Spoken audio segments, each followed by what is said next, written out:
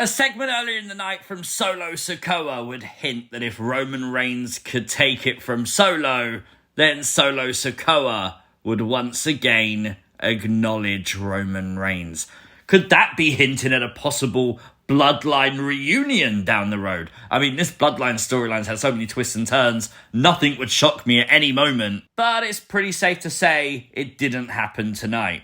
Solo and Roman would come face to face in the closing segment of the show, and after Roman dominated 2-on-1, he would take the Ulafala and Roman Reigns would put it around his neck. The crowd, by the way, for this went absolutely cuckoo bananas. It was like that meme, you know, when it's dead silent and everyone just starts celebrating. It was just like that. It was perfect moment for Roman until Jacob Fatu would return and attack Roman Reigns. The shield bomb through the table and the new Bloodline stand tall with Solo still being the tribal chief. Do you want to know what's crazy?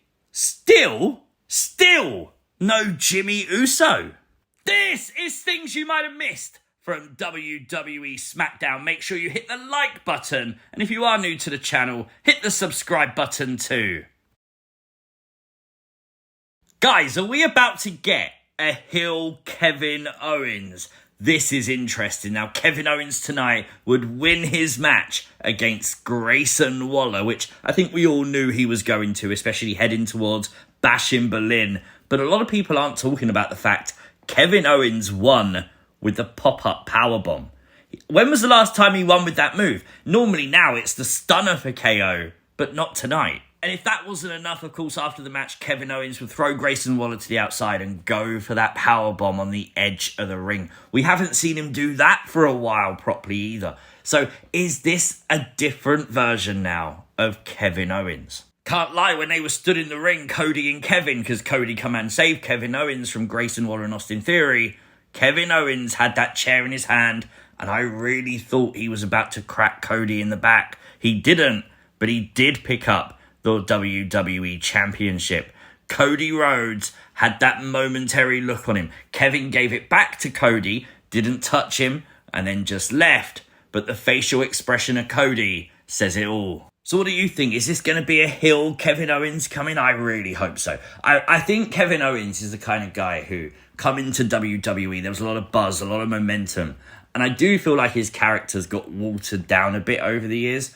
And I feel like he needs to go back to being the prize fighter, being the guy who's relentless and doesn't give a shit. Because that's what Kevin Owens used to be like, and it was so cool. I'm not saying I don't like Kevin Owens, because this incarnation, in fact, I do like, but that one's just so much better.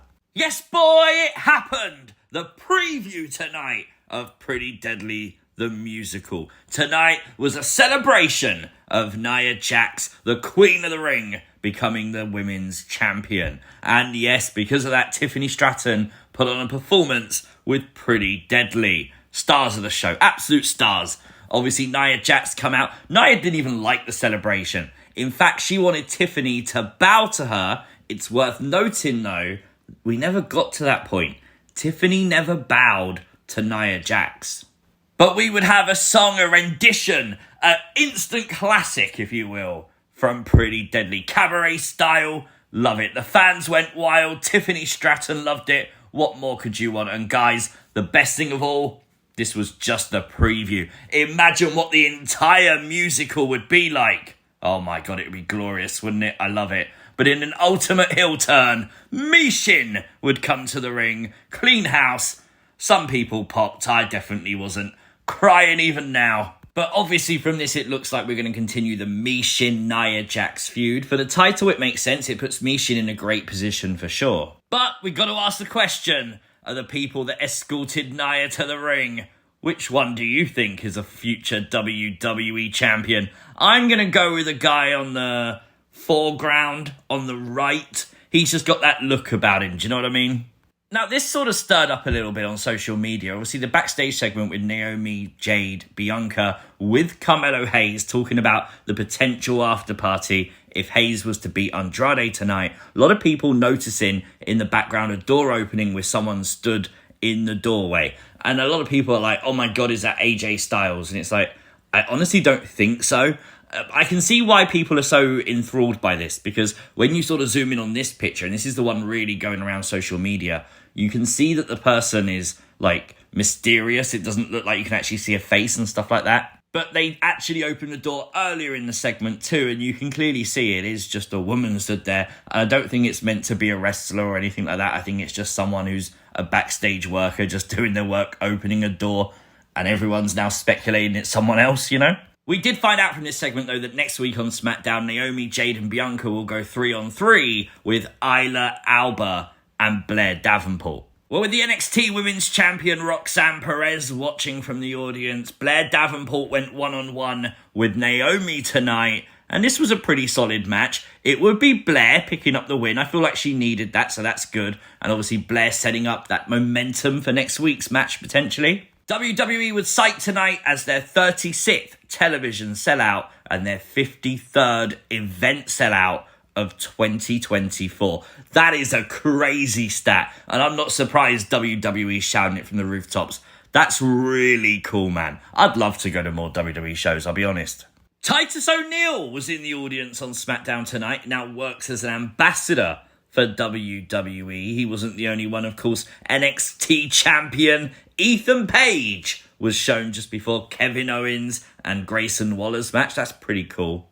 Carmelo Hayes would defeat Andrade tonight. This is match 3 for the duo, and of course Hayes now won, Andrade got 2, and it's not over yet. Andrade and Hayes would brawl after the match with a crowd chanting "let them fight," as obviously security and officials would come out trying to break up the brawl. Do you know what? I really like this. I'm seeing some complaints on social media about it, some people saying, oh, it's being drawn out, stuff like that.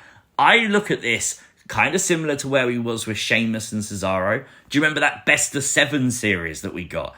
And when it was going on, people were like, it's not that great. And then as we kept going, like, the matches just keep getting better and better and better. Their first match was really good. The second match was great. I don't know if tonight lived up to the hype, but obviously, you know, match 4, match 5, match 6.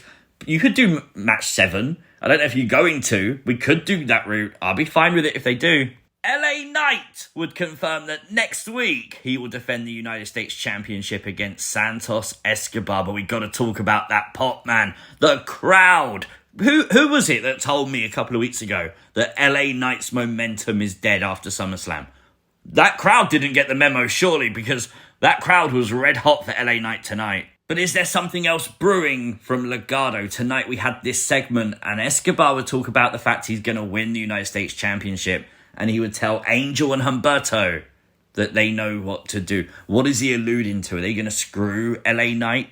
Trick Williams was also shown on SmackDown tonight. He got a brilliant ovation. Obviously, they are in Orlando. That's the reason for all these NXT appearances. And then the final match of the night, Street Profits versus DIY. The winners would face Bloodline next week. What a match. Potentially not even match of the night. Match of the week, maybe? Both teams just brought their A game plus some tonight. It was absolutely brilliant. The Street Profits would pick up the win. Street Profits versus Bloodline next week. That sounds pretty cool. Solid show tonight. That Bloodline segment at the end was gold. Not only that, the return of Jacob Fatu, and of course that tag match. Instant classic for me. 8 out of 10 tonight. Let me know your thoughts in the comments down below. If you are new to the channel, hit the subscribe button, like the video, share the video, and I'll see you next time.